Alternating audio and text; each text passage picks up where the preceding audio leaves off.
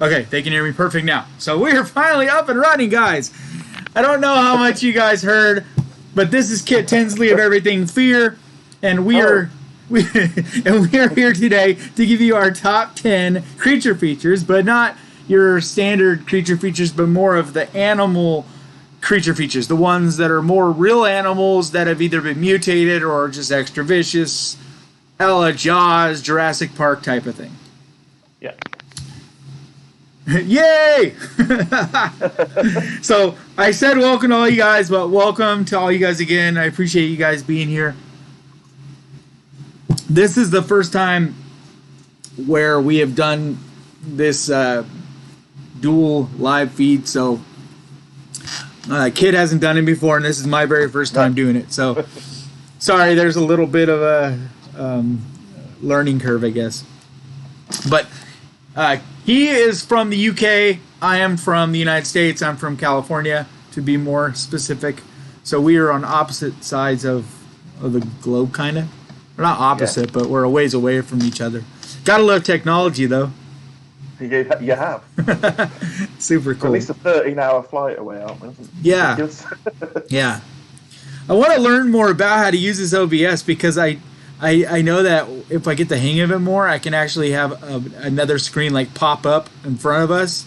Yeah. With like our things. Yeah, and I could write our list out and have our list prepared and stuff like that. But I didn't want to risk trying to do that and screwing everything all up.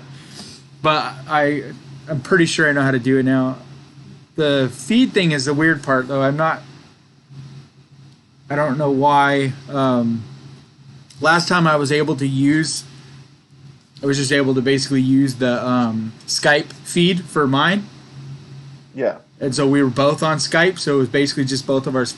But now for some reason, it's not doing that, so it's a little weird. So that's why I had to get that figured out. But yeah. Anyway, so I guess let's get started, right? Yeah. What's up, Tommy? All right. So I guess, did you want to do like our honorable mentions like towards the middle? Yeah, we can do, yeah. Okay, so let's just start with number 10 though. Okay, or I guess so. Okay, so my number 10, and I wanted to spend more time compiling this list, but I ended up just getting completely like overloaded. I overloaded myself this week. Just kind of ran out of time. Yeah, I ended up putting together some really complicated videos. Like the last one I finished getting ready this morning, and that's the one that comes out tomorrow. But I was just ended up biting off more than I could chew, so to speak. But I did get it put together. I'm just saying I would have liked to have watched some movies I haven't seen before, and yeah, done this a little thing for a while. So yeah. So anyway, all right. So starting off, hold on. Man, technology is just wanting to mess with me. All right, so starting off my list. Shoot. Okay, starting off my list at number 10, I have The Devil's Bat, which is Vincent Price. Have you ever seen Devil's Bat? Yeah. I love I love that movie. Like, it's so ridiculous. It's just this ginormous mutant bat that he creates. And that's always good, isn't it? Yeah, it's super cool. And I mean, or not Vincent Price. I'm sorry, it's Bela Lugosi. I'm sorry. Yes. I think Vincent Price is Black Cat is the one that I was getting the two swapped. But no, it's Bela Lugosi, and he creates this. Right? It's Bela Lugosi. Am I tripping? Yeah, it's Bela Lugosi. It's got to be. Yeah, you're right. All right, now I'm down to myself. But yeah, he just has this extra evilness to him in that movie, and just in general, I just love the idea of this huge bat. And another movie that's to do with bats is the movie called Bats. But out of the two, I think The Devil's Bat is a better movie. Is Bats the one with Lou Diamond Phillips? Yeah. It's pretty bad, but I don't know. I know my sister hates that movie. There's something like B-rated charming about that movie too. So but I don't know. I just like Bats. I don't think they're used enough, especially like killer bats, you know? No, I mean, you get them in the vampire movies. Exactly. Occasionally, that's about it. All right. Your video has been... My videos have been awesome lately. Thank you so much. Let's see. Oldie but goodie. And then Method Makeup says, bats was pretty bad. Yeah, I know you don't like bats. The accents, ugh, it's so bad. All right. And then what is your number 10? My number 10 is The Swarm. The Swarm. See, that's one that I've wanted to see and haven't seen. 1978, Michael Caine in it. Mm-hmm. And the reason for that is I have this very strong memory. There's a scene where this kid who's been attacked by the swarm is in hospital, and he starts hallucinating, and he sees this giant bee appear in front of him. And it was back when I was a kid. It was on TV. Yeah. And at that exact moment, you know, back in the days before remote controls, my dad had asked me to go over and turn the TV over. And this giant bee appeared on the screen just as I got to the TV, and I literally leapt back across the room. That's awesome. And I've had a fear of bees since. Wow. See, those are the things that I love so much about the horror genre, is like having these memories that kind of like these time capsule connections to all these different movies. Because like, and it's cool because I feel like I'm always building them, you know, like just going this week and seeing Willy's Wonderland. Like, it was so horrible weather, and dealing with security at the drive-in, and just all the different things that'll forever be connected to that movie, you know? Yeah. And I love that kind of stuff. So let's see what anybody out there is saying. Let's see. Dylan says, that's an awesome movie. The Devil's Bat is awesome as well. And you guys are welcome to chime in any movies that you recommend, or, you know, your favorite creature features too, like as we go. Absolutely. So, like, if we talk about one and you're like, hey, that reminds me of one, like, you know, we want you guys to be a part of the conversation as well. So if you see me looking down, it's because I have my tablet down here so that I can read the questions, because I don't know how this works if I switch screens. I think we see something different, but I don't know if they do. Like right now, do you still see me? Me. You just see you, right? Yeah. You don't see the OBS feed anymore, right? No, well, it's frozen basically on that screen. Okay. Yeah. Yeah. If you see me looking down, it's because my list's down here. Yeah. So I don't want to mess with that until I get more comfortable with this software. But it doesn't look like it did anything on the actual screen, so that's good. So like if I go and open different pages, you see something different, but at least it doesn't affect what they see. It looks like they're just going to keep seeing this feed. That's good. All right, so my number 9 is, okay, and this is the original version, and I don't remember I really should be looking this stuff up, but the original, here, I'm going to look up I'm going to do this the way you're supposed to, and I should have done it ahead of time.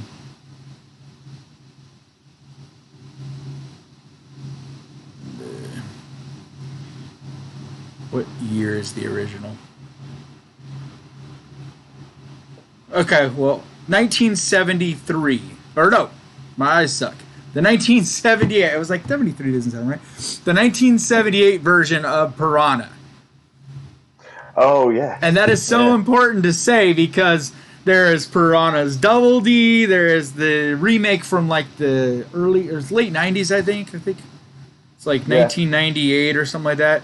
Or no, it's 1995. 95. And actually the 95 version is charming in its own way too. Yeah. But Piranha's is actually really good. And it's the only Jaws ripoff that Steven Spielberg has respect for. He's always said that of the creature features that came out trying to jump on that whole Jaws stuff, that was the one that he respected because they did it like different and it had more of an originalness to it and stuff. And you know, it's cheesy, but it's Good just fun, isn't it? yeah, and it has just enough realism that it actually is scary to me. Like I remember being a kid and we had a swimming pool in my backyard, and I used to have these weird like visions of creatures and things being in the bottom of the swimming pool and coming up and getting me and stuff. And I just remember thinking that piranha would just be the most scary thing. That all of a sudden I'm swimming around and the pool is just full of all these piranhas chewing me up. Yep, that would be terrifying. Yeah, totally. But if you like nudity, Jaws Double D is a good one. That's like the most nudity in a movie I swear I've ever seen. Like, it's ridiculous. Well, my number 9 is the film Burning Bright from 2010. Burning Bright? Yeah. I don't even know what that is. It's about a young woman, and she's looking after her younger autistic brother, and basically they're trapped in their house with a tiger. Whoa. Wow. Yeah, I'm looking at it right now. Become, apparent later on, but yeah, they're trapped in the house with a tiger. Dude, that looks terrifying. Yeah, it didn't do overly well, but it's quite a tense film, and the tiger special effects are done really well. So, is it do you know if it's American or is it? Yes, I think it is. Yeah, because I've never even heard of that movie, but it actually looks interesting. Yeah, so it came out in 2010. Yeah, very cool. That's why I love lists like this, because you always find out about movies. Yeah, that you haven't heard of. Let's see, any input on the feed. Tommy says, we can see everything. It's good. All right, cool. Night of the Demon from 1957 is a very underrated monster movie. Night of the Demon is more of a monster movie, though, right? I'm trying to remember that. I know I've seen it. I don't think Night of the Demon is quite like what we're talking about, though, because we're not talking about monsters. We're trying to talk more about, like, sort of realistic animals, like, where they could be real in some way. Kind of like Piranha, where it's like a governmental test gone wrong sort of thing, but piranhas are still a real animal. So we try to narrow this down to that, because this all kind of started when Kit posted in the Ghost Pirate group and was saying, like, what do you guys consider creature features? Like, what is, where did this type of creature feature, what is it called? Because it's like, it really should kind of be its own subgenre and not just creature features. Because creature features can include everything from, Frankenstein's monster to Dracula, like, so anyway, so that's how this kind of started. And then we were both going to do a list like this, and so I was like, we should just do this. Yeah. And it gave us an excuse to try to figure out how to do this technologically too, so. Yes. All right, so is that back to me? Yep. Where are we at? All right, so some of these on my list, like always, the bottom half of my list a lot of times is more to do with fun and what I don't necessarily consider to be good movies. And I get people talk crap to me all the time because they're just like, how could you put, like in my space list, how could you put Jason X, like it's such a bad movie? And it's like, but that's the point. Like, when it's a list of my favorites, I like everything from really good movies and stuff that causes me to think, and you know what I mean? Like, that's a really quality movie that sticks with me, has great story and acting and directing and everything, right? But then I also really enjoy just stupid fun movies that are not meant to be taken serious at all and are just about a good time, and so I always kind of try to do the bottom 5, because I can't do top 5 to me. I always save my top 5 has got to be more of the quality stuff, you know what I mean? But when I'm doing my bottom 5, a lot of times I'll just kind of list off ones that are more fun. So you're really heavily justifying this pick, aren't you? Yeah. No, I like to preference my list in general. I usually start off by saying this kind of thing. This one's not that bad, but there's a couple that are not great. Anyway, next up is Lake Placid at number 8. And Yeah. I love it. It's that stupid, old-fashioned creature feature. And recently, there's a movie that was a lot like it, and I think it's actually maybe a better movie. But since Lake Placid is a little more stupid and more fun, and I have more history with that, I went with that instead. But the newer one is, I just spaced on the name of it. It's that girl is stuck down in... That's on my list. Yeah, I can't remember but you know which one I'm talking about then? Yep. Okay. Yeah, and I love that movie, and I almost put it on here, but because of my nostalgia, I was like, I'm only going to stick with one that's along those lines, but Lake Placid is so stupid, and it's got some really, really bad acting, but it's just, I love it, man. The little old lady with the giant alligator, she feeds it, you know, I mean, it's just so much fun to that, you know, and it's kind of early in CGI where some of the special effects are pretty bad. You know, some of the CGI looks pretty bad. Yeah. But to me, it's kind of bad in a charming way. Like, yeah, I really enjoy that film. Yeah. So I didn't think much to the sequels they did. No. They got really bad. But it's like a lot of those movies where the first one will do okay, but it isn't quite good enough to get real money behind a sequel. So the sequel always has like hardly any money, and nobody really wants to be involved with it. All right, so what's your number 8? Number 8 for me is Kingdom of the Spiders from 1977 with William Shatner. That is a cool one. I like that. I haven't seen that movie in a long time. I'm terrified of spiders, and there's just some scenes in that movie that are just really, really hard to watch for me. So it had to go on because, I think the last time I watched that film, I did actually have nightmares afterwards.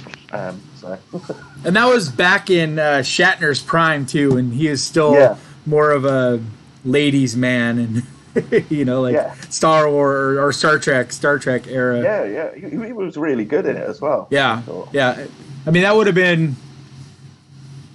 Like, he would have been done with Let's see, there would have been a Star Trek movie. The first Star Trek movie was, right around that same time, I think.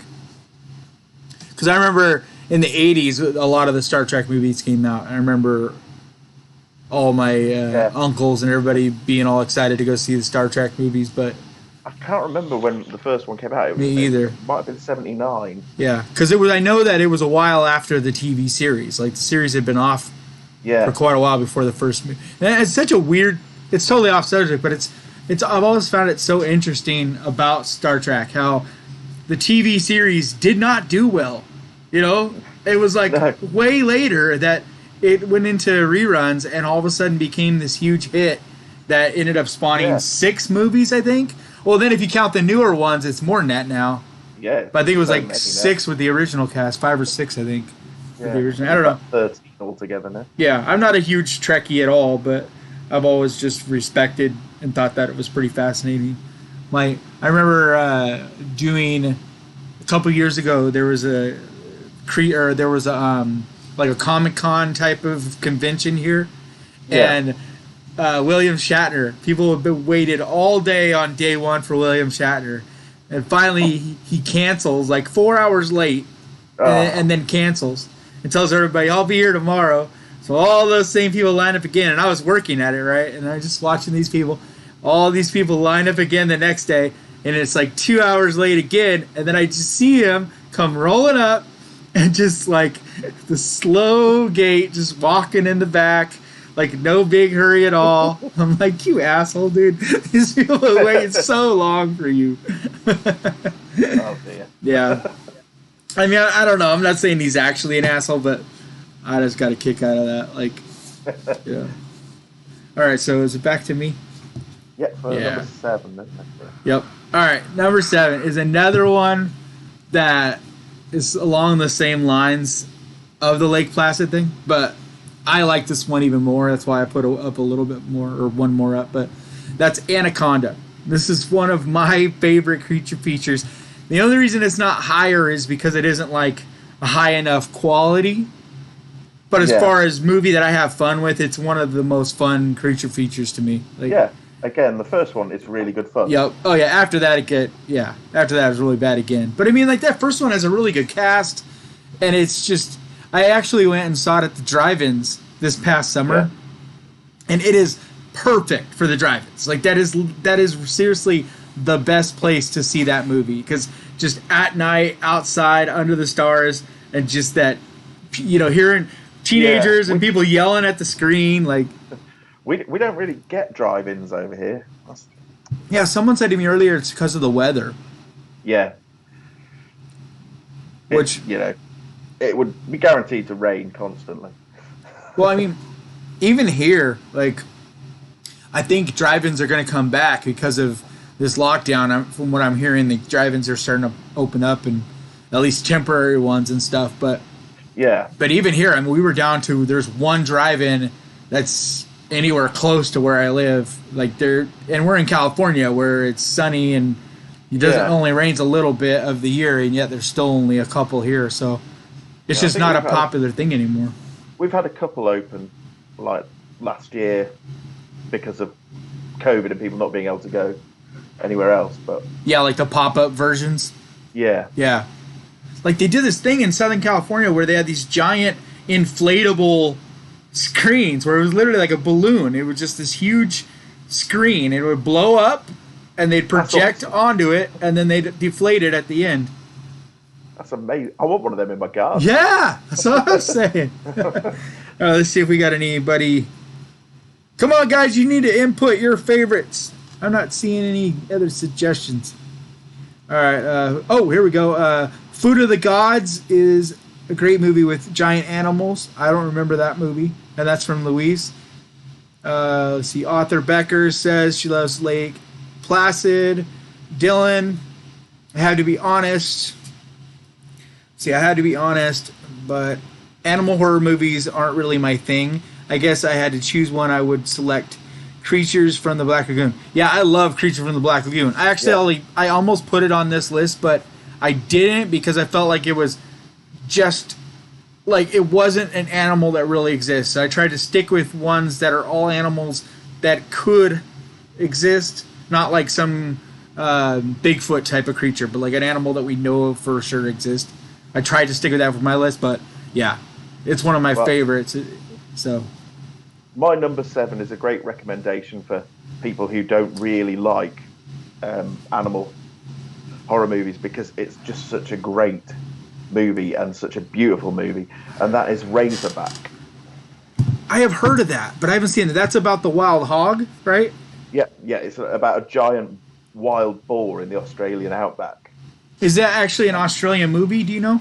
Yes. It was from 1984, and it was directed by Russell Mulcahy, who did Highlander, the first Highlander. Oh, the movie. Okay.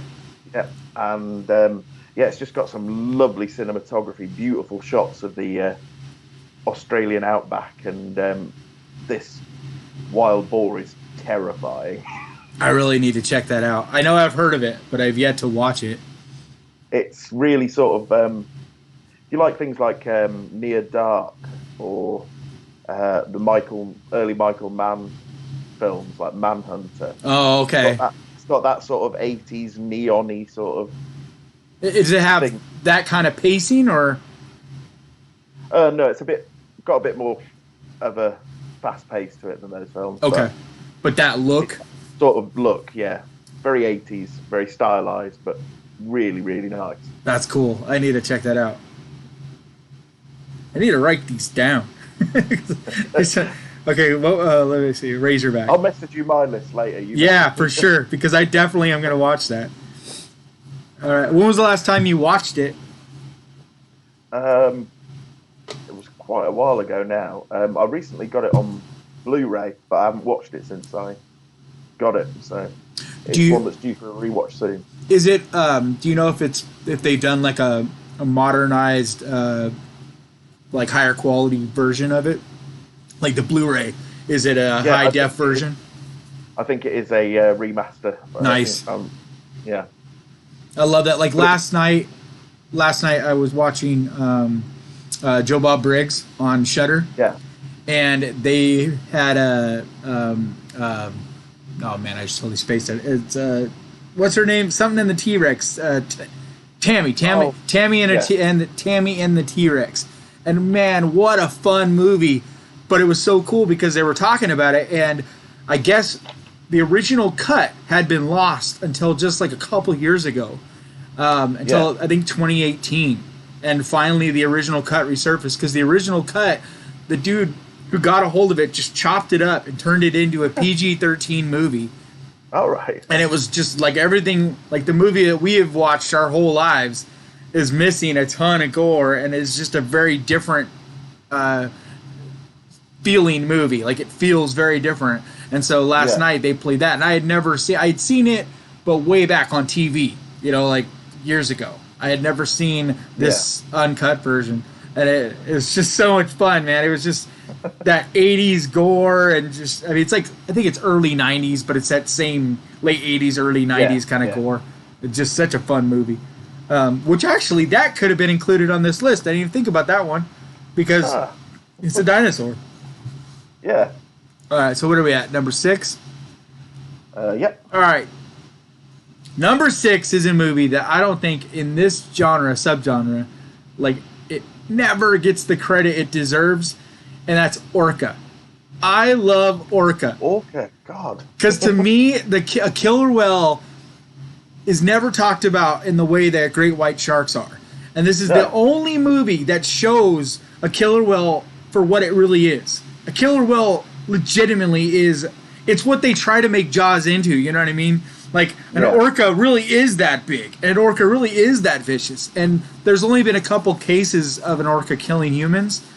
But it is possible for an orca to turn on someone and kill them. And it would be so much more terrifying than any little piddly shark, you know what I mean? Yeah, they're enormous, aren't they? Yeah. It's bloody, and it's that fun, late 70s, early 80s gore. So, and my sister actually mentioned this movie to me the other day, and I was like, I totally forgot about that. So when I was making the list today, I was like, gotta put that movie on there. Yes, yeah, great choice. What do we got? I've not seen that for a long time. Yeah, Cujo. How did I forget Cujo? I totally forgot Cujo. Good call, Louise. Cujo's on my list. Well, you're not supposed to say that. All right, okay, what's your number 6? Number 6 is back to spiders again, I'm afraid. And it's arachnophobia. Ah! Nice. That almost... okay, we're going to get to our own... Okay, go ahead, sorry. It's just a fantastic movie, isn't it? I mean, for a PG movie to be that intense and creepy, and, the real spiders. I always find in that the real spiders they use far more frightening than the mechanical one at the end. But definitely. I think that's a lot of what makes that movie so scary to me, is how many real spiders are throughout that movie. They're just, you could just feel them crawling on you, coming down on all the windows, and like there's no way out of the house. And that's also one of the youngest, like the earliest horror movies I ever saw. Like, I wasn't supposed to watch horror movies, and I snuck over to my friend's house, and I was probably, like, maybe 9, like 8 or 9, something like that, and watched it on VHS at his house, and it was just... I remember having nightmares about spiders for days. Yeah. I always have nightmares when I watch that film, and I do torture myself because it's such a great movie. It is, and I love John Goodman in it. Yeah, brilliant. Yep. So it just... I don't know, that's a perfect 80s creature feature type of movie to me. Absolutely. And Julian Sands is in it as well, and I really like Julian Sands. So. Yep. That's a good one. All right. Let's see. All right, number 5 for me is Snakes on a Plane. No more motherfucking snakes on this motherfucking plane. All I can say is Samuel L. Jackson. I mean, that movie is, to me, kind of like Anaconda. It's just a blast. And it's newer. It's like not quite as old but it still has that campy, like that old school creature feature feel about it. Yeah. Like movies that are not being made enough anymore, like just to have that fun creature feature, that are just over the top. That's right, but it did it with a bigger budget than most of the ones that come out now, doesn't it? Exactly. So. Yep. I think that's the other thing too, is it was an actual pretty big budget with I mean, Samuel L. Jackson's a big star, like, and I forget who else was in it, but there was a few other faces that were recognizable. It wasn't like one of these made for sci-fi movies. Yeah, wasn't a Sharknado. Yeah. But I just love that movie. It's so much fun, and I just rewatched it. I think it's on Tubi right now. And I just rewatched it this summer, and I was like, man, I forgot how much fun I have with this movie. It is fun, and I think they wrote it purely to get Samuel L. Jackson to say that line about the motherfucking snakes. They did. They actually went in. It's crazy. It's a crazy story. They were actually talking about this on the Dead Meat podcast. And they went more in depth on it, and that's why I rewatched it this summer, because they did a podcast about it. But I guess the story goes is Samuel L. Jackson put his name and his own money up to go and re-edit to say that line, because it ended up being a meme that went out there. And this is like before memes were even really a thing. Yeah. But there was this meme of him saying that somehow, and it was this whole big thing. And so he went in and reshot it to do that. That was brilliant. Yeah, it's amazing. All right, so let's see. So what's your number 5? Number 5 is Cujo. It's just such a brilliant movie, and one of the best Stephen King adaptations, I think. It's just the fact that the majority of the film is just a woman and her child basically trapped in a car with this dog outside. Yeah, it's so tense and so powerful. And, that dog was terrifying, wasn't it? Yep. That's another one where, because it's a real animal, and they're not using all these CGI or animatronics or whatever, it's like most of the scenes were an actual dog. A couple of them were a man in a dog suit. Exactly. But there was, like, the scene that always jumps out at me is when you see its face, like, jumps up and the snot and spit all over the window. Yeah. Like, when it jumps up, and that's a real animal, and you could just feel its warm breath, like. Yeah. And I know they're trained, but I'd hate to be on the other end of that. Yep. Yeah. Even filming it. I'm so glad you mentioned it, because I forgot it. I saw an interview with Dee Wallace recently talking about Cujo, and she was saying that she actually ended up suffering from PTSD. Exhaustion. Yeah, and PTSD. Yeah. At the end of filming, because it was just so intense. Yep, I've heard that too. That's just crazy, man, to think about that. But how could you blame her? I mean, even though it's acting, she's still trapped inside in the heat of this little car. Even though it's a trained dog, it's still, yelling, barking, whatever. Yeah, nightmare fuel, isn't it, really? Totally. Let's see. And I've yet to read that book, but I have heard that, like what you said, that it's one of the best, if not the best, adaptations of a Stephen King. Certainly one of the closest, I think. Punisher says, good film, I hate spiders, about arachnophobia. Author Becker says, good choice on arachnophobia. Punisher says, there's a good film called Bug from the 1970s. Check it out. Yeah, I don't think I've seen that. The only Bug I know of is that more modern one. I think it's called Bugs. Yeah. Where they think that there's the government planted bugs or whatever, and they start digging their skin. That's a brutal movie. Have you ever seen that one? It's one with Michael Shannon, isn't it? What's that? It's got Michael Shannon in it, isn't it? Yeah, that's a brutal movie. It's just freaks, like he starts yanking out his teeth. And what do we got here?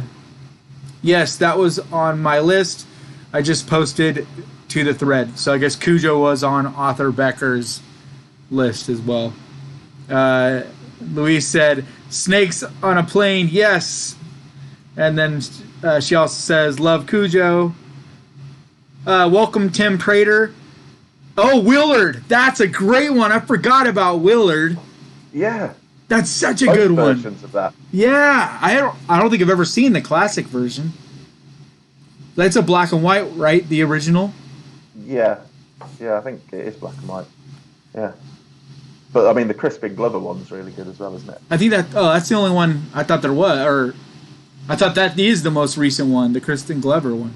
Yeah, that's what I'm saying. That's really good as well. Oh yeah, no, I love that one. I know I've seen the original black and white one too, I think, but like a long time ago. Yeah.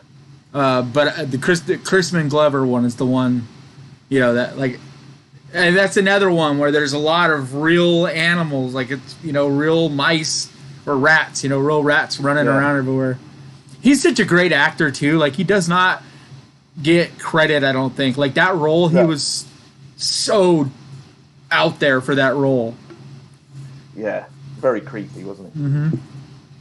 All right, what are we at? Number 4? I think we're at the honorable. Should we do the honorable mentions? Oh yeah, let's do those. So, honorable mentions for me, arachnophobia was one of them. So I'm glad you had it on your list because I wanted to put them on my list, but then it got bumped off because of Devil's Bat. I wanted to include one more classic, so I was like, as long as we could do honorable mention, I was like, all right, I'm good with that. And then the other one is Eight-Legged Freaks. Love Eight-Legged Freaks. It's so stupid, but it's super fun. Great fun. Yep. Yeah. And I was just watching yesterday. You Cannot Kill. What's his name? The actor that was in it. That's from Scream. David Arquette. Yeah. Have you seen his documentary? You Cannot Kill David Arquette. No. Yeah, I just watched it yesterday. It's so good. It's about way back in the day when he was doing Scream and stuff. He did a movie called Ready to Rumble, I think it's called. And it's him and this friend, and they go and they become professional wrestlers or something like that. I think I've seen it, but it was like a long time ago. But anyway, back then, the WCW, the professional wrestling thing, actually made him champion. And it's all fake, but he became an actual world champion. And I guess the world of wrestling has hated him ever since because it's like he didn't deserve to actually wear that belt. And it's like he made a mockery of it. And it's so weird to me because it's like, well, it's all fake anyway. What does it matter? Like, even the guys that are really good at wrestling, they're not really wrestling, not in professional wrestling like that. It's fake, But anyway, so the documentary is about him trying to redeem his name. And so he goes, and he's like 50-something years old now, but he completely transforms his body, gets in super good shape, and goes and learns how to actually wrestle. And he literally almost dies a couple times. Like he has his neck punctured with this glass and almost bleeds out. Like it's an amazing documentary. It's like I think a year old, 2 years old. I'll have to try and find that. Yeah, it's on. I found it on Amazon Prime, I think. Yeah, I'm pretty sure that's where I found. Okay, what are your honorable mentions? First one is Black Sheep. Whoa, never even heard of that one. It's I think it's either a New Zealand or Australian movie from 2006 about killer sheep. It's a comedy horror. So, do the sheep eat people? Yep. Dude. It's about ravenous sheep. So is it like as dumb as Llamageddon, or is it more? It's pretty dumb, but it's actually quite a funny. It's quite a well made. Oh, okay. So it's not like a really crappy put together like Llamageddon. No, it's not low budget or anything. It's quite a. That sounds like fun. It is. I didn't put it on my list because it's a horror comedy rather than out horror. Yeah. But yeah, it is a great movie. And the other one is Empire of the Ants. Never heard of that? Or 1977. That sounds familiar. Collins. Who's in it? Joan Collins is in it. What's the premise of that one?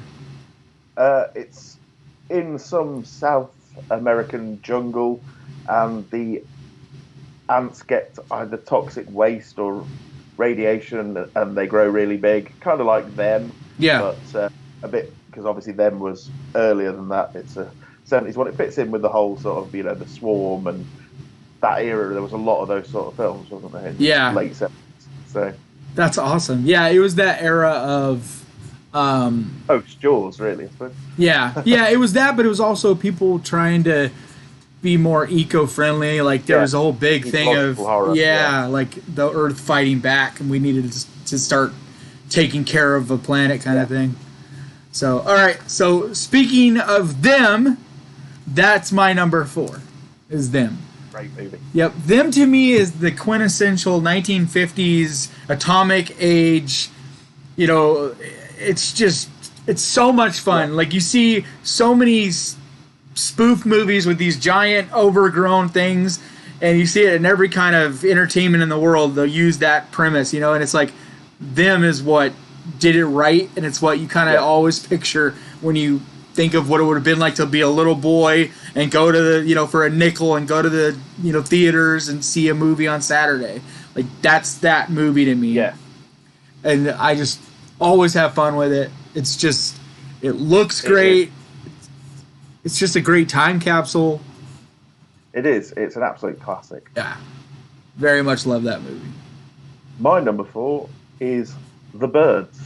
Oh, I am so glad you put it on your list, and I cannot believe that I spaced on that movie, because that is one of my favorite movies of like, you know, period, for horror. This is your pick. You go. I mean, obviously, you know, Hitchcock was the master of suspense, but it really is just a terrifying concept, because birds are vicious, and you know, the idea of them turning on us en masse is terrifying. And when you think what Tippi Hedren went through making the film and the wounds she received from those birds, it's like, she's another one who talked about having PTSD after that. Yeah, well, I don't think she really did anything for a long time after that. No, she didn't. But yeah, I mean, and being Hitchcock, it's just such a well-made movie that stands up to this day. Yeah, and it's the thing I think is so great about it too is it's like, okay, with Jaws, duh, I mean, it's a shark. You know what I mean? Like, most of the time, these kind of movies, they're a vicious animal. It's not an animal that you know, a bird is not. It's not something you would ever think about as really being scary. When you see it in the context that he put it, and you see that movie, you're like, oh my God, it is scary. But if you were to just think about it, and that movie did not exist, you would never, off the top of your head, be like, oh, well, birds, I'm terrified of them. You know what I mean? Like, yeah. And to take that, of all things, and make it that vicious. And it's just so bleak. The ending, it's just apocalyptic, where they step out and there's just all those birds in the moonlight. And I love it, too, because I've actually been to the location, you know, the cafe in the movie. Yeah. I've been to that actual cafe, and to Bodega Bay. Like, it's not super far. It's a couple hour drive from where I live. And so my whole life, Bodega Bay is kind of that place you go, like, down to that area. Yeah. And so that's the other thing, too, is to get to see that city. And when I was a kid, it looked more like it does in the movie.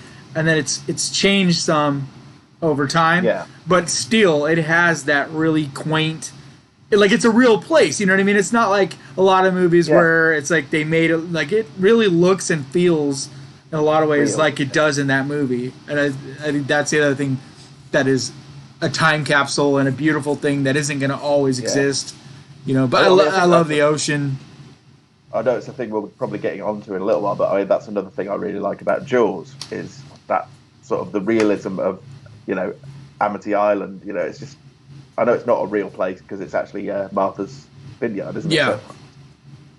But it's just such a wonderfully real location. Exactly.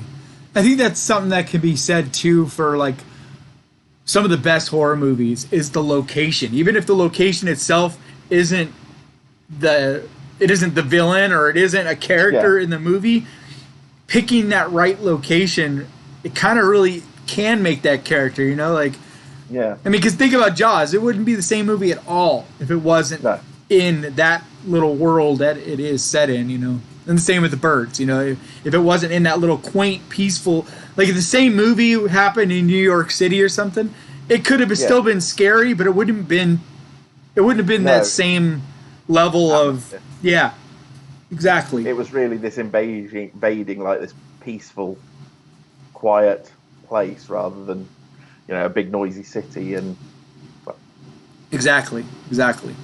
All right, so now we are at number 3. Yep. All right, number 3 is... It's not just one movie, because there's been multiple versions of this movie that I love. I'm listing the original, and that's King Kong, okay? Yeah. But I love all the versions. I'm not someone who talks shit about different versions. Like even Kong Skull Island, Yeah. I loved that movie. I really like the Jeff Bridges. Yeah, that's what I was gonna say. That's when I was a little kid. It's the only movie before my eye got messed up that I saw a movie in 3D. And way back in the 80s, it was on regular TV, and you could go to a gas station and buy a little pair of 3D glasses, and it was like a whole big deal on a Saturday night. Yeah. It was like one of the first times a movie had been put on regular TV in 3D, and so we all huddled around the TV. It was like, I don't remember what year, but early 80s, and just sharing this pair with my sisters, and I think sharing it with my uncle or whatever, but just watching this movie. And I've always been a huge fan of Jeff Bridges, like everything from, I mean, one of my favorite movies ever is Big Lebowski. You know what I mean? Like he's one of those people that was awesome way back then, and he's still awesome now, Yeah. So just love King Kong. Yeah. Awesome. And it's beautiful too. I mean, I actually just saw it at the drive-ins this past summer. It was another one that I was like, I'm not missing the opportunity to see that movie at the drive-ins, No. And it was just, looks so good. It's so cool. All right. So my number 3 is Jurassic Park. That's my number 2. Shall we do them together? Yeah. So yeah, that's my number 2, and that's your number 3. Yes. All right. So tell your memories and stuff with it first, and then I'll do mine. Well, when I was a kid, I used to. My dad and me would go to the cinema quite a lot, but my mum never really was into films or went to the see movies in the theatres. But she did with Jurassic Park, and the 3 of us went to see that when it first came out. So for me, that's a really nice memory, because it's about one of the only times I ever remember going to the cinema with my mum. But also, I mean, what a film! It was so groundbreaking at the time in terms of the special effects. Yep. But it's also so well written and so entertaining. It literally is what I would call a roller coaster of a movie, isn't it? It's just a thrill ride complete. Yeah, it feels like an amusement park. Like it really does have this ride type of feel about it, But absolutely, my memory is very much the same, because we're basically the same age, and I went and saw it right when it came out in theaters. And not to get too into it, but we had this really strict religious upbringing, and my mom didn't believe in TV, so for a lot of growing up, we didn't have a TV. We weren't allowed to go to movies or watch movies. Yeah. But this was like a small period in time where she let us, and I was like 12. And so it was one of the first movies I remember going to in theaters, especially as far as anything horror or action. Yeah. And I mean, of all movies to be one of my first really good memories in theaters, it was just, I mean, people, unless you were alive then and got to see this as like a 10, 12-year-old, like, there's no way to convey to people what it was like. I mean, it really felt like you were seeing real dinosaurs. Like you really saw them come to life. Just it really was, wasn't it? Yep. And like I to this day get goosebumps when I hear that. Da, da, da, da, yep. the score still gives me goosebumps. Love that every movie. Time. Such a good movie. I think, you know what, honestly, I think Jurassic Park is our King Kong. Yeah. Because there's all these stories you hear about people. Because the crazy thing about King Kong, going back to that, is when it came out, there wasn't TV and stuff, so people went and saw it, but it was only a limited run, and then it was gone. And so people would actually telling like their children, and it was like this story that was passed down about this amazing movie that, with this, and people actually thought that people were making up a lot of the things about the movie because they were making it sound so amazing. And then when it was finally re-released again, I think it was 12 years or something like that, when it was finally in theaters again, and like their kids were grown up hearing about this movie, and they were able to go see it. And it's like such a trippy story, but it was like, I think Jurassic Park is kind of our version of that, like that. It is, definitely. So... All right, and that was your number 3, and that was my number 2. Okay, so then we're back to you at number 2, yeah. My number 2 is Crawl. Love Crawl! You were talking about earlier. Yep. With the alligators in the Louisiana swamps, isn't it? Florida. It's Florida, isn't it? Yeah, the hurricane. Yep. Yeah. Yes, it's completely over the top, but what I love about that film is it's another one like, I know this is one you really like, but Underwater, where the action starts almost instantly. Yep. So quickly into the movie, the action starts. And then it never lets up its tension throughout, and Crawl did that as well. It's just so intense. I love that movie. I love that movie so much, and like I probably should have put it on mine, but like I didn't want to put 2 giant alligator movies, and so I was like, all right, I'm gonna go with the fun. But I love that movie. As far as newer creature features, it's the best newer creature feature to me. Like it's. There hasn't been anything else to me that captures, that, because to be a good creature feature, it has to be a little over the top. It can't be realistic. I mean, I guess it can, but it just doesn't have that same fun if it's not a little bit ridiculous. And also some of the shots that they did in that movie where you're like underwater, submerged, seeing the crocs, like, you know what I mean? Like, some of those shots were so cool. Like, I hadn't seen anything done like that, where you're, like, above water and then below, like this, you know what I mean? And, like, you're seeing underwater like that. It's very cool. It is. It's really well done. It was Alexander Aja, wasn't it, who did the Hills Have Eyes remake. And, I think he did the Piranha remake as well. I don't know about that, but... So let me catch up on some of what people have been saying before, because we're down at number 1, right? We're both at 1. Okay. So let's see here. There's a movie called Ben about the rat. I don't know what that is. Yes, there is a movie called Ben about rats. Yeah, I haven't heard of that. Let's see. I haven't seen it. I've seen it, but I've not actually watched it myself. And then Tyler says, animal movies, Link was awful but excellent. Link? And Night of the Lepus was awful as well. I never heard of Link, so I don't know what Link was. But I think he's talking about like campy B-rated creature features, which there's so many of those. Like, there are. I did a tubi roulette, which I think I want to do again here soon. But the idea was go to Tubi, my Tubi app, and just spin it, and whatever creature features I landed on, I would watch. And I did that 5 times and watched 5 horrible B-rated, low budget, and like I saw the movie Creature. I saw a croc. I don't know. There was a couple, and they're just so bad. But it's fun doing that because it's like, there's so many on Tubi to do. Like, I highly recommend doing that. Like, if you're bored and looking for something to do, like, Tubi is so deep. There's so many movies on there. Let's see. Arthur Becker. The Birds is one of my all-time favorites. Made my list too. Luis said The Birds is brilliant. Punisher said The Birds is a classic. Like Psycho, exactly. Punisher says Hitchcock was the first to do a slasher movie. Some people say Halloween, which is not true.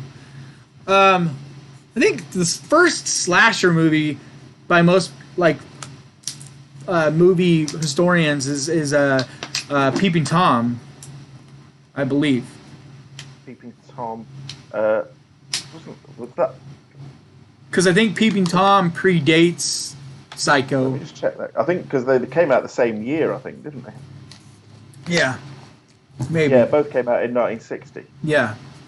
But I think Peeping Tom is considered to be the first. Just a few months ahead, didn't it? Yeah. Nobody that really is into film considers Halloween the original slasher. Halloween is the original to popularize. It popularized. It took slashers. Yeah, it made it into the mainstream. It's like before that, it was like a grindhouse type of thing. Like only weird people who would want to go see a slasher type of thing. Which I guess we are still weird, but you know what I mean. Yeah. I know I am. Yeah. I've always wondered like what it was about Halloween though, like that brought the masses in like it did. Because I think because very much like Hitchcock, Carpenter is a master at suspense. Yeah, the pacing. Building things. Exactly. In fact, in some ways, I mean, we often talk about it, but The Fog, for me, is almost perfect. Love that movie. When I used to teach film production and video production, I'd often have students come in and asking, what do you do to make a good horror movie? And I just used to tell them, go and watch The Fog, because like literally everything you need to learn about pacing, story, lighting, tension building is in that movie. So yep, I've never understood why that movie isn't considered more of a masterpiece. Like, I mean, I have it sitting right there. Like, I have a poster. You have one too, right? Yeah. Yeah, I mean, I love that movie so much. And talk about the worst remake ever. I think the Fog remake might be the worst remake. The only one that would rival that up there would probably be, speaking of Psycho, would be the 1998 Psycho remake. Yeah, the Vince Vaughn. Yeah, but I mean, like for different reasons, but still, they're both abominations of remakes. All right, so let's get to our number one. We probably both have the same number. I have a feeling they're both the same one. All right. Yeah, we'll say it on three. 1, 2, 3. Jaws. Yeah. Yep. There's a little delay, but yeah. You go first. Yeah, I mean, when you're talking about the sort of animal attack creature feature movies, I mean, it is the masterpiece, isn't it? It is the classic. And everything about it is so good. Again, with tension and world building. And I mean, it takes so long for anything to actually happen in that film, but it never gets boring. Nope. And, like they've often said, the fact that the robot shark didn't work properly actually made the film so much scarier, not seeing it as much, and it being the music that made the shark. Yep. It's just brilliant, isn't it? Yep. It's just such a beautiful movie. Like, yeah, it's one of those movies like we were talking about with the setting where you could take the animal out and it's still an interesting movie. Yeah. I mean, like everything from like the stories that the old captain stories, about World War II and stuff when he's on the little boat. That's like an amazing scene. Yeah, I mean, there's so many things like that where it's just so compelling, and I love the fact that the creature is probably the most intimidating creature you could think of, but yet, like I said, there's so many more layers to that movie that it isn't just that. Whereas, like a lot of these are great movies, but it's like if you take that creature out, you're not left with much. No, you've got great characters, and great actors playing those characters. Exactly. I mean, and that's why it's considered such a great movie. It's not just considered a great horror movie or a great creature feature movie. It's considered a great movie because of that. Yeah. It's it has the beautiful lighting and cinematography and acting and directing, and I mean, what's the actor's name that plays Quince? I can't remember his name, but yeah, I know he was Robert Shaw. Yeah, but he's like such a brilliant character actor, and then Louis Dreyfus, what is it, Richard Dreyfuss, right? Richard Dreyfuss. Yeah, he plays that role so well. I don't know, and then the sequels, not so much. No. There's other. By the time you got to Jaws: The Revenge. Yeah.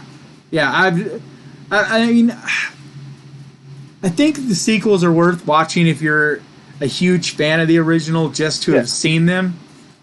But I have seen all of them. Yeah, but I don't. Yeah, at one time or another, I've watched them all. Like, I think I had a couple of them kind of on in the background watching them. Yeah, they're sort of, they're films that I would never deliberately rewatch, but I might leave on if it's on TV. Yeah, you know. But I can't imagine being a fan of horror at all and not having watched Jaws. To me, there's only a couple, but it's one of those staples. Like, if some kid walks up, some 13-year-old kid, and he's like, I just discovered horror because I watched It. What are some horror movies I should watch? Like, you know what I mean? Jaws would be on that list. Well, my eldest son, he's 9, and he's obsessed with sharks. And we let him watch Jaws recently, and he thought it was brilliant. So. Yeah, I love shark movies too. I mean, there's been some pretty decent shark movies as well. Like this summer, I'm gonna do the Shark Week. Oh yeah. Yeah, we should do this and do our favorite shark, like our top 10 shark movies. Yeah, I mean there are some really good ones other than Jaws, but Jaws fun is ones. the masterpiece. Yeah, it's definitely the best. But I think shark movies are more like fun than they are good. Yeah. Besides Jaws, you know, there's really only a couple that are good. Most of them are just fun. Yeah, I mean what was that fairly recent one with Blake Lively? Yeah, I have it right back there. The Shallows, right? Yeah. Yeah, that was a really good one. Yeah. But other than that, there isn't much as far as like a good movie. No. But there's some fun shark movies, a lot of them. Yeah. I remember seeing, I think it was probably a TV movie about the USS Indianapolis, the story that Quint tells in Jaws. Yeah. Where they're in the water. I remember seeing a movie about that. Yeah, that's the thing. It's a real thing. Like, it wasn't a made up story. It had Richard Thomas in it out of the Waltons and the original It. And I mean, you can't come up with a more terrifying story than that. Like, no, you know, that's just the way that surviving a battle and then ending up just. Yep. Hopefully it was quick. Yeah. All right, so let's see what some people said. All right. L. Becker, Crawl was excellent. L. Becker, The Fog remake was so bad. As was the Psycho remake. Yep. Tyler says, so Link was about a killer chimpanzee. And Night of the that does sound familiar. Yeah. I think I have heard of Link, because Link representing like the missing Link. Yeah. I think I've heard of that. I have definitely not seen it, but I'm pretty sure I've heard of it. But I definitely haven't heard of the other one. Night of the Olympus was an awful film about giant killer rabbits. I have heard of that. Really? I haven't seen it. That sounds like what's it called? That everybody's making a big deal. Lamageddon. Have you watched that yet? Lamageddon. No. Yeah, it's on Tubi. They just put it on Tubi, and it's like the new bad movie to watch kind of thing. Yeah, I just tend to have this rule that any horror movie that has a pun in its title, just like Birdzilla. Yeah, Birdzilla. Or, I saw one about called Poultrygeist. Oh God. I couldn't bring myself to watch it just because of that title. There is that one really stupid one, though, that's Thanksgiving that is actually pretty fun, with the giant killer turkey. Can't remember the name of it, but it's actually pretty fun. Yeah. But I can't remember the name of it. The one that I enjoyed, because I'm a fan of Joe Bob Briggs, who does the At the Drive-Ins on Shudder. He did a movie back in like the 90s, and it's called, or early 2000s, and it's called Hogzilla. And that was, that was a fun one, just because it's like, I'm a fan of his, and it's just the right campy, fun kind of get a pizza and just laugh at a movie.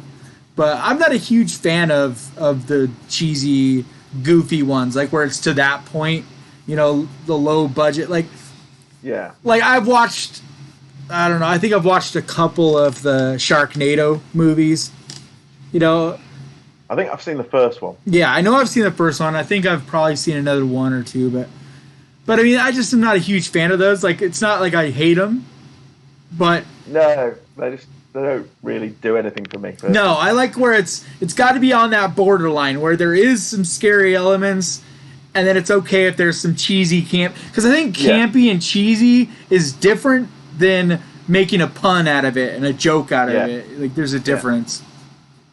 I think that's kind of where a lot of people misunderstand. Like, you can do it campy, but there's got to be a certain amount of reality. If you completely throw reality out, then it isn't really. That's right. It kind of isn't that funny anymore. It's just kind of dumb. Yeah. What's some of the Zombievers? Zombievers. I haven't heard of that one. Let's see. Punisher says, I saw ISWA. I saw. That was a good one. I don't know. Either that or he just smushed them together, but I don't know if he's... Alright, let's see. So we're probably going to wrap this up, but if you guys want to do a quick Q&A, we can hang out for a little bit, a few more minutes to answer some questions, right? Yep. So what do you have next up on your channel? What's your next video you're dropping? It will be my next episode of my Life in Horror series. What year? 1984, the top 5 horror films of 1984. Do you want to explain what it is? Like, yeah, well, basically, A Life in Horror is a series I do where I pick the top 5 horror movies, my personal favourites, of every year that I've been alive. I started with 1978 and we're up to 1984 this week. It's very cool. I like that. I actually thought about doing that exact thing, so I really like that that you do that, because that was something I almost did. Punisher says the original Black Christmas is a good film. I'm surprised nobody mentioned it, but a remake was shit. Yeah, Black Christmas... Like, we were talking about the original slashers. I mean, Black Christmas is... I always give credit to it whenever I do lists, because to me, it's more scary and more bothersome than Halloween. Like, I have more fun with Halloween, and I enjoy it on a fun level more. But as far as, like, a disturbing, like, to me, Black Christmas is more disturbing. Yeah. Definitely. It's definitely one of the, it's definitely one of the greats. Like, it's in that really small little handful of originals that started it. But once again, it didn't popularize it like Halloween, and that's why it's not mentioned as much. I mean, when it comes to slashers, because you had the 90s revival with Scream, and they started taking elements from the sort of giallo, exactly, Italian genre where it's more of a whodunit because you're trying to guess who the killer is. But I mean, some of those original Italian giallos from the 70s, absolutely fantastic. Yeah, I've been trying to watch some of those. Like, Shudder put a bunch of them up on their Deep platform. Red by Dario Argento is a masterpiece. Yep. I think I just watched that one, and I'm trying to remember the other one. There's... trying to remember. There's one other one that I just watched on there that was recommended because I watched Deep Red. Yeah, it's hard to remember because they have some really weird titles Exactly. that have nothing to do with the film. Exactly. They're beautiful. Like, that's the thing that always jumps out at me. I mean, my favorite is Suspiria, of course. Like, But there are definitely other great ones, and I've been told by a lot of people that there's better giallo ones than Suspiria, but I've yet to find one that I liked more. But like, it's just such a gorgeous movie. Like, it is, and I've done visual art for the last decade, and it's like I can't help it. Like, color is so important to me, and the color in that movie is phenomenal. It's amazing, isn't it? It is a work of art, really. That film. I mean, Deep Red as well. That's got some gorgeous. Yep. Well, that's what I was saying in general. Like, that's the thing about giallo movies is the look of them, the way the blood looks, the way the clothing looks. Like, everything is so vibrant and just. It's beautiful, but they are quite brutal as well. Very, very.